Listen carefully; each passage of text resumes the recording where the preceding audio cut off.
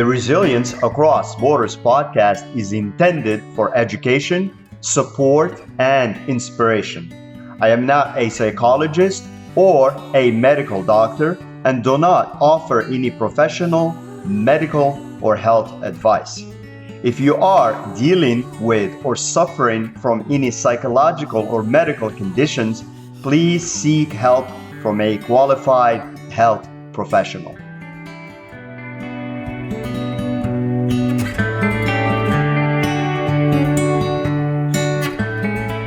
Hello and welcome back to Resilience Across Borders podcast. I'm your host, Rachid, and in today's episode, we will talk about overcoming negativity bias and escaping the negativity spiral. So have you ever found yourself stuck in a cycle of negative thoughts? Maybe one bad moment ruins your whole day, or you dwell on mistakes while ignoring successes. This is the work of negativity bias, our brain's tendency to focus more on negative experiences than positive ones. So while this instinct once helped humans survive threats, today it often drags us into unhelpful spirals of self-doubt, anxiety, and rumination. So escaping negativity bias requires intentional effort, but it's absolutely possible. Here are key strategies to shift your focus and to rewire your brain and pull yourself out of negativity spirals, along, of course, with practical examples of how to apply each. Number one, catch the negative thought and challenge it. Negativity bias thrives on automatic thoughts, those knee-jerk reactions that tell you things are worse than they really are. The key is to catch these thoughts and question their validity. So if you make a mistake at work and think, I always mess things up, pause and challenge this thought. Ask yourself, is that really true? Have I succeeded before?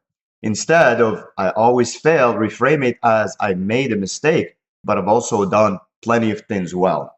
If you want to take it even to another level of practicality, you can keep a thought check journal where you write down negative thoughts and then replace them with a more balanced perspective. So over time, this practice retrains your brain to be less reactive to negativity. Number two, shift your attention to what's working. Because negativity bias makes you hyper aware of what's wrong, you need to deliberately focus on what's right. This isn't about ignoring problems, it's about giving equal weight. For instance, after a difficult conversation, your mind might replay only the awkward parts. Instead, ask yourself, what went well? Did I express my point clearly? Did I stay calm? Actively looking for positives interrupts the negativity spiral. Again, if you want to take it to next level with practicality, you can try an exercise where you write down or at least think three good things that happened. Maybe before bed, write down three positive things that happened that day. No matter how small, this rewires your brain to notice and appreciate good moments. Number three, engage in a mood-boosting activity. Negativity spirals are fueled by rumination, endlessly thinking about what went wrong. Breaking that cycle requires action. Engaging in a mood-boosting activity shifts your focus and releases feel-good chemicals and feel-good hormones. So if you catch yourself stuck in negative thoughts after a tough day, instead of stewing in them, go for a brisk walk. Listen to uplifting music, or do something creative. This change in focus disrupts the negativity loop. You can also create a mood shift list. Write down activities that reliably make you feel better. Keep it handy for when you feel negativity creeping in. Number four, reframe challenges as learning opportunities. Negativity bias makes setbacks feel like permanent failures. Reframing them as lessons helps you shift from self-criticism to self-growth. So for instance, if you receive tough feedback, instead of thinking, I'm terrible at this, reframe it as, this is an opportunity to improve. And then ask, what can I learn from this?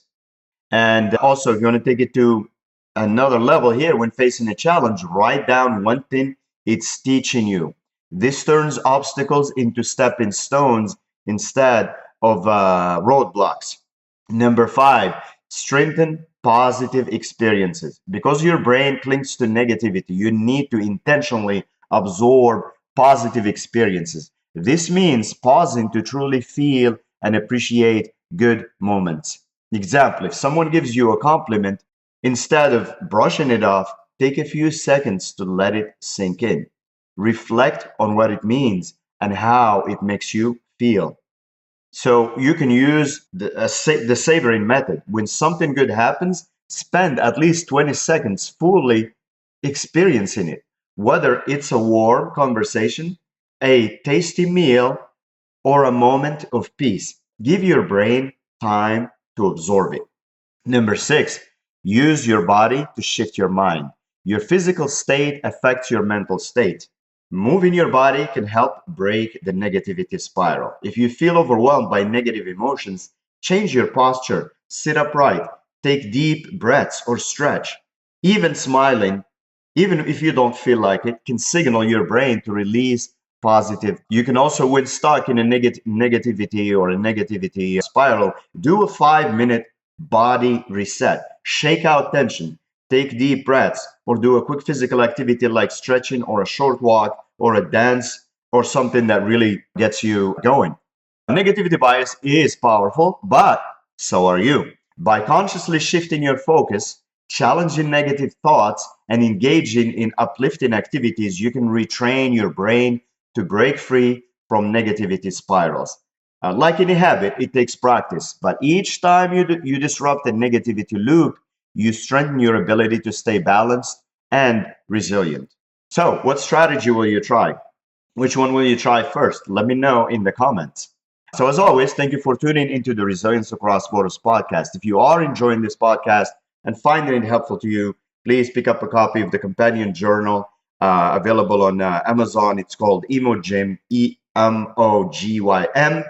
And you can follow the blog posts and new episodes as they get added. The URL is at resilience.com. ATRESILIENCE.com. Remember to be kind to yourself and be kind to others and stay resilient.